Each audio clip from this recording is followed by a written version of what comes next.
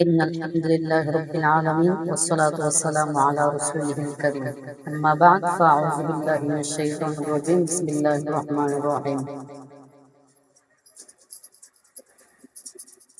إياك نعبد وإياك نستعين প্রিয় দর্শক, আমরা সবাই জানি যে গত 2 দিন আগে জাতীয় সংসদ ভবনে আমাদের একজন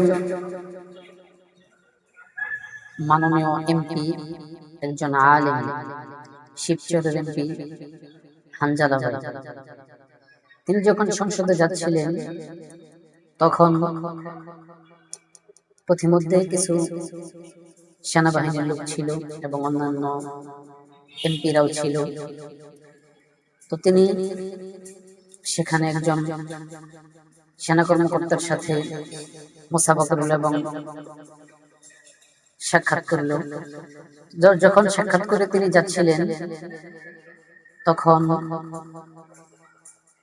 অনেকজন লোক বলেছিল যে ওই যে জঙ্গি এমপি যাচ্ছে।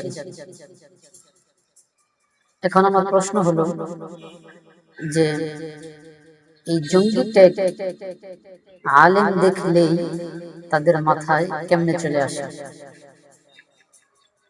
একজন আলেমকে, যে নাকি দিনের দাঈ, তাকে দেখলেই, কোন মিটিং মিছিলে দেখলেই কিংবা রাজনৈতিক কোন অঙ্গনে দেখলেই তাকে জঙ্গি ট্যাগ দেওয়া হয়। এটা কি জন্য? তাহলে কি আমরা ধরে নেব যে বিগত শেখ হাসিনার আমলে যেরকম আলেম দেখলেই কিছু সংখ্যক লোকের চুলকানি শুরু হয়ে যেত, যারা আলেমদেরকে জঙ্গি ট্যাগ দিত, জঙ্গি বলতো, তারা এখনো সংসদে রয়েছে? তাদের মতো চোর বাটপার এখনো সংসদে রয়েছে, যারা আলেমদেরকে সহ্য করতে পারে না? বড় দুঃখের সাথে বলতে হয়, বাঙালি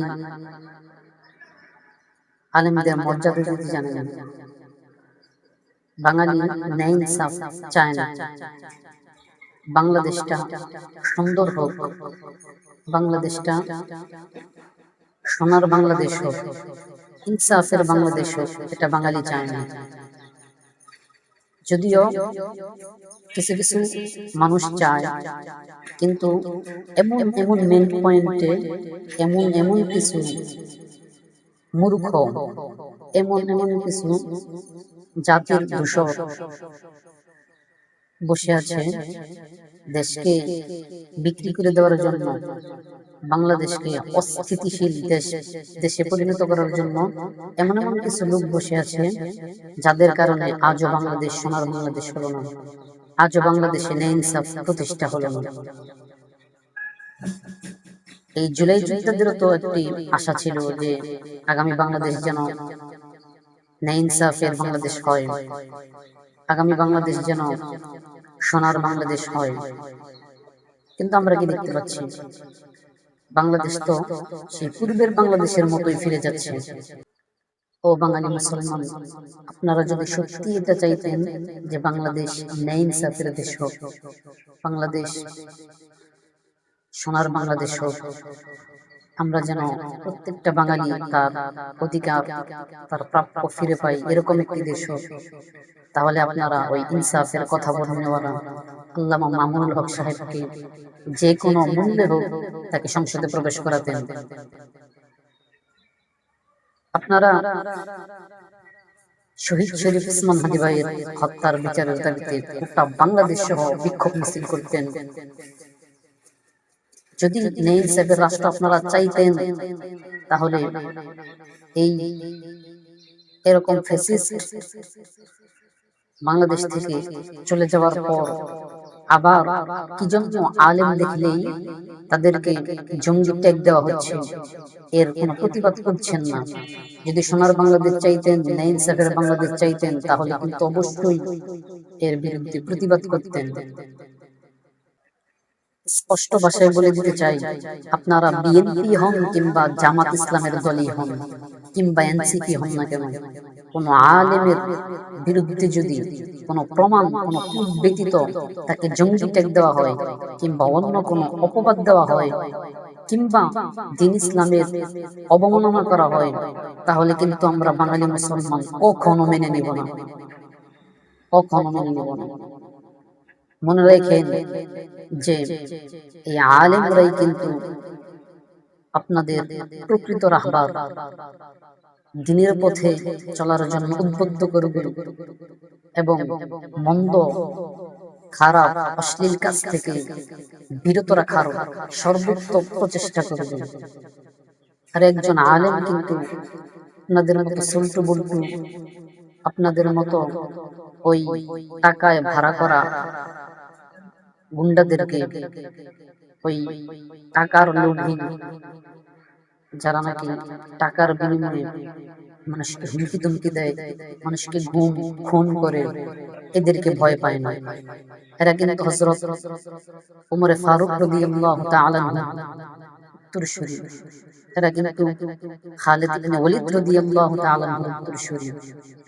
সুতরাং আলেমদের ব্যাপারে কথা বলতে গেলে চিন্তা ভাবনা করে কথা বলবেন।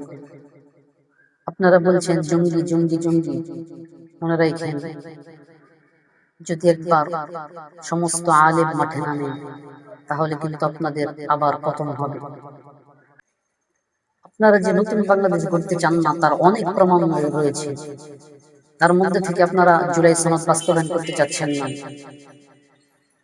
প্রথমেই তো আপনারা যারা সিংহ পুরুষ, বাংলাদেশের আপামর জনতা, কলিজার টুকরা, যাদেরকে মানুষ শ্রদ্ধা করে সম্মান করে, যাদেরকে বড় বড় পদে বসাতে চেয়েছিল, তাদেরকেই আপনারা সংসদে ঢুকতে দেননি। আল্লামা মামুনুল হক সাহেব হাফিজাহুল্লাহ তাআলাকে ইঞ্জিনিয়ারিং এর মাধ্যমে তাকে নির্বাচনে হারিয়ে দিলেন। এরপরে আমাদের আরেকজন বলিষ্ঠ কণ্ঠস্বর শহীদ শরীফ ওসমান হাদি ভাই, তাকেও আপনারা দিনে দিবালোকে প্রকাশ্যে হত্যা করে ফেললেন। অথচ আজও পর্যন্ত এরকম স্পষ্ট দেখা যাচ্ছে কি হত্যা করেছে এরকম একজন ব্যক্তিকে। শুধু তাই নয়, সে এখন ভারতে গ্রেফতার হয়েছে। এরকম একজন ব্যক্তিকে আপনারা বাংলাদেশে ধরে এনে তার বিচার করতে পারছেন না। এটা কি বিচার করতে পারছেন না আইনের দুর্বলতা, নাকি আপনাদের ঘাটতি, নাকি আপনাদের হাত রয়েছে বিধায় আপনারা এটা করছেন না? দেখেন, আপনারা ওই জাতীয় সংসদ ভবনে কালেমার একটি ক্যালোগ্রাফি লাগিয়েছেন, এজন্য বাহ বাহ, আলহামদুলিল্লাহ, শুকরিয়া আদায় করি। এরপরে আমাদের ডেপুটি স্পিকার সাহেব, তিনি যখন প্রথম ভাষণ দিচ্ছিলেন, কথা বলছিলেন, তখন হযরত আবু বকর সিদ্দিক রাদিয়াল্লাহু তাআলা আনহু-এর জীবন কাহিনী একটি ঘটনা বলেছেন। আলহামদুলিল্লাহ, এটা আমাদের অনেক ভালো লেগেছে। তো কিছু কিছু কাজ আপনারা ইসলামের পক্ষে করতেছেন, এটা অনেক ভালো লাগতেছে, বাহ বাহ পাওয়ার মতো। কিন্তু এমন যেন না হয় যে দুই একটা হেডলাইন ইসলামের দিয়ে বাকি সব বেদাতি, বিধর্মী এবং সেই ইন্ডিয়া, ওই আমেরিকার দালাল হয়ে দালালি করবেন, এটা যেন না হয়। বাঙালি কিন্তু অনেক সচেতন। যদি কখন আপনাদের এই প্রতারণা বুঝতে পারে, সঙ্গে সঙ্গে অ্যাকশনে যাবে। আর 1 মিনিট সময় কিন্তু আপনারা এই গদিতে টিকে থাকতে পারবেন না। দেখেন, মুসলমানদেরকে সাহায্য কিন্তু আল্লাহ তাআলাই করবে। আর যখন আল্লাহ তাআলার সাহায্য নেমে আসবে না, তখন আপনাদের মতো রাম বাম পালানোর জায়গা পাবে না। তবে দুঃখ আর আফসোস এটাই যে আমরা হয়তো সেরকম মুসলমান এখন পর্যন্ত হতে পারলাম না। দুঃখ হয় বাংলাদেশে মুসলিম হিসেবে জন্মগ্রহণ করেছি, সেজন্য গর্ব করে বলতে পারি না। কারণ নামে মাত্র 90% মুসলমান বাংলাদেশে, এটা শো করা হয়, এটা প্রকাশ করা হয়। কিন্তু ওই হাদি ভাই বলেছিল 9% মানুষের পরিমাণ ভূমিকাও মুসলমানরা রাখতে পারে। গর্ব করে বলতে পারতেছে ওই ফিলিস্তিনের মুসলমান যে আমরা মুসলমান। গর্ব করে বলতে পারতেছে ওই ইরানের মুসলমান যে আমরা মুসলমান। হাজারো পরাশক্তির বিরুদ্ধে ঈমানকে বিক্রি না করে মাথা উঁচু করে যুদ্ধ করে যাচ্ছেন, নিজেদের ঈমানের পরীক্ষা দিয়ে যাচ্ছেন। আর আমরা বাঙালিরা ইমানের পরীক্ষা তো দূর, টাকার কাছে বিক্রি হয়ে ভোট দিয়ে স্বৈরাচার, জালেম, মূর্খ, দুর্নীতিবাজ, সিন্ডিকেটকারী এদেরকে আমরা ওই সংসদে, এরপরে বড় বড় যেই কার্যালয় রয়েছে সেগুলোর মধ্যে পাঠাচ্ছি। বড় আফসোস বাঙালি, আপনারা ভোট দিয়ে সমর্থন করে চোর, বাটপার এদেরকে ওই বড় বড় পোস্টে বসাবেন, বড় বড় চেয়ারে বসাবেন, ক্ষমতাধর চেয়ারে বসাবেন, আর সোনার বাংলাদেশ চাবেন। আফসোস, বাংলাদেশ যে আগের মতো হবে না এর কি প্রমাণ আছে? আর বাংলাদেশ যে আগের মতো আগের রূপে ফিরে যাবে এর হাজারো প্রমাণ রয়েছে। তা তো শুরু হয়ে গেছে ওই সংসদ ভবন থেকে, জুতা চুরির মাধ্যমে। আরে ভাই, যেই জায়গায় সংসদ ভবনে জুতা সেফটি থাকতে পারে, এত কড়া নিরাপত্তা থাকার পরেও, এত সিসিটিভি ফুটেজ থাকার পরেও জুতা চুরি হয়ে যায় সংসদ ভবন থেকে, সেই জায়গায় বাংলাদেশের কোন জায়গা থেকে আর কি কি চুরি হবে তা বলার আর অবকাশ রাখে না। তবে এরপরেও সবকিছু তারা তাদের হাতে নিতে পারে নাই। এরপরেও আমাদের সংসদ ভবনে কয়েকজন রয়্যাল বেঙ্গল টাইগার রূপে ঢুকেছে, কয়েকজন সিংহের মতো বীর পুরুষ ঢুকেছে। তো দেখি আল্লাহ তাআলা তাদের মাধ্যমে পরাশক্তি, এরপরে যারা বাংলাদেশকে বিক্রি করে দিতে চায়, যারা বাংলাদেশে অস্থিতিশীল পরিস্থিতি করতে চায়, তাদের বিরুদ্ধে কতদূর টিকে থাকতে পারে। আসলে মূলত আমাদের আল্লাহ তাআলার কাছে দোয়া করা, এবং যেখানে অন্যায়, অবিচার, জুলুম দেখতে পারবো সেখানে কঠিন প্রতিরোধ গড়ে তোলা উচিত, যাতে করে আর কখনো কেউ কোনো সময় জুলুম, অত্যাচার, নিপীড়ন, অবৈধ কোনো কার্যকলাপ না করতে পারে।